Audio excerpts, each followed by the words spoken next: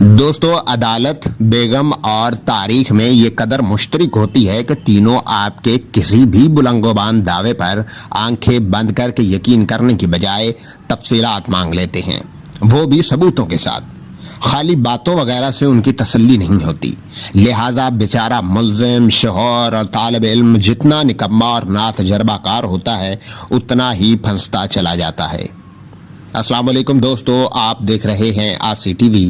اگر آپ نے ابھی تک ہمارے چینل کو سبسکرائب نہیں کیا تو ہمارے چینل کو سبسکرائب کر کے بیل آئیکن پر ضرور کلک کریں۔ اس ویڈیو کو اپنے تمام تر سوشل میڈیا، فیس بک اور واٹس ایپ پر شیئر کریں تاکہ آپ کے دوست احباب بھی اس ویڈیو میں دی گئی تفصیلات سے آگاہ ہو سکیں۔ کب، کہاں، کیا، کیوں، کیسے کی طرح کے سب سوالات کے جوابات دینے پڑتے ہیں۔ اس سادہ سے سوال کا کہ سلطنت عثمانیہ، خلافت عثمانیہ کب بنی، نہایت سادہ سا جواب ہے کہ سلطنت عثمانیہ 1299 عیسوی میں اپنے وجود میں آنے کے 318 سال بعد سن 1517 میں خلافت عثمانیہ بن گئی۔ کیوں کو چھوڑ کر کب، کیسے اور کہاں کا جواب تلاش کرتے ہیں۔ سلطان سلیم اول باللحاظ ترتیب نویں عثمانی سلطان اور پہلے عثمانی خلیفہ تھے۔ قسطنطنیہ فتح کرنے والے سلطان فاتح ان کے دادا اور صوفی منش کہلانے والے بایزید ثانی ان کے والد تھے۔ قریب 36 عثمانی سلاطین میں سے سب سے ممتاز سلطان سلیمان عالی شان المعروف القانوی، جنہوں نے خلافت اور سلطنت عثمانیہ کو بام عروج پر پہنچا دیا، ان کے بیٹے تھے۔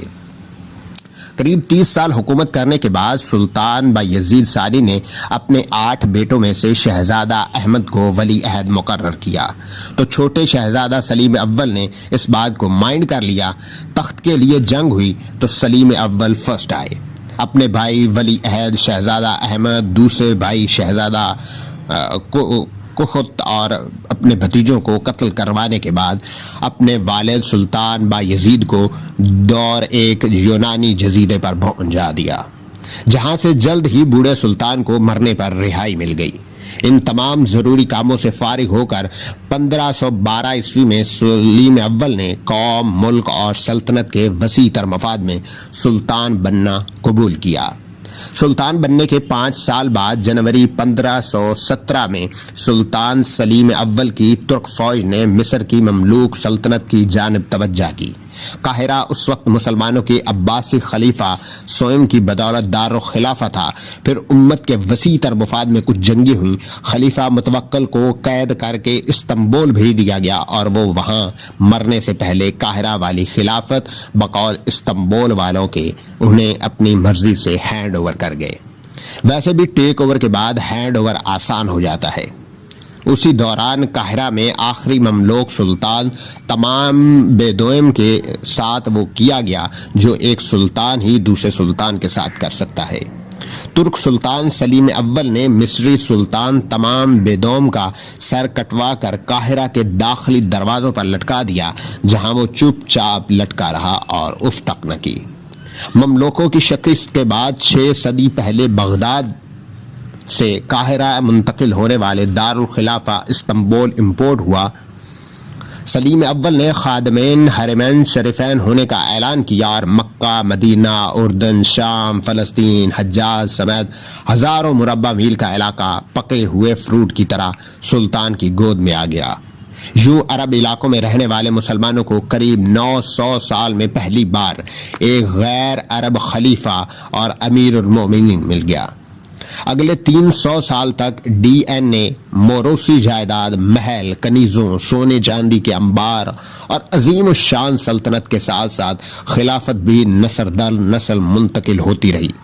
سلیم اول کے بعد 25 عثمانی سلاطین یا خلفاء کے بعد دیگر آئے۔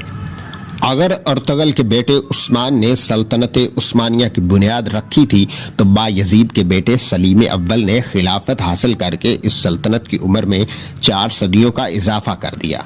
خلافت سنبھالنے کے بعد سلطان سلیم اول نے ہندوستان پر بھی توجہ دی، جہاں ان دنوں بابر مغلیہ سلطنت کی داغ بیل رکھ رہا تھا۔ سلطان سلیم نے شروع میں ایرانی صفویوں کے خلاف محاذ بنانے کے لیے بابر کے دشمنوں کا ساتھ دیا، تاہم سلیم اول نے 2 سال بعد بابر کے ساتھ فری ہونے کی کوشش کی اور اس کو اپنی اطاعت کرنے اور قبول کرنے کا پیغام بھیجا، جس بابر نے رد کر دیا۔ اس کے بعد کبھی عثمانیوں کی جانب سے مغلوں کو خلیفہ کی اطاعت کا نہیں کہا گیا، شاید ترکن نسل ہونے کا مغلوں کو فائدہ ہو گیا۔ خلیفہ بننے کے 3 سال بعد سلطان سلیم اول کی وفات ہو گئی۔ سلطان بایزید دوئم اور سلطان سلیم اول آج استنبول میں اپنے اپنے نام سے موسوم مساجد کے احاطے میں خاموشی سے دفن ہیں۔ اس سوال کا جواب کہ سلطنت عثمانیہ خلافت عثمانیہ کیوں بنی، تو سلطان سلیم اول اور پہلے عثمانی خلیفہ جو فارسی اور ترک زبان میں شعر بھی کہتے، اپنی ایک نظم میں اس سوال کا جواب سلطان شاید خود دے کر گئے ہیں۔ قدموں میں بچھا ہوا ہے معمولی کلین میرے، اپنی ہستی میں اس قدر وسیع اور فراخ ہے کہ اس پر دور درویش یا صوفی آسانی سے کھڑے ہو جائیں تو اسے کچھ نہیں فرق پڑتا۔ کیا کریں کہ اس زمین کا جس کی تمام تر وسعت اور کشادگی بھی 2 بادشاہوں کے لیے کافی ہے۔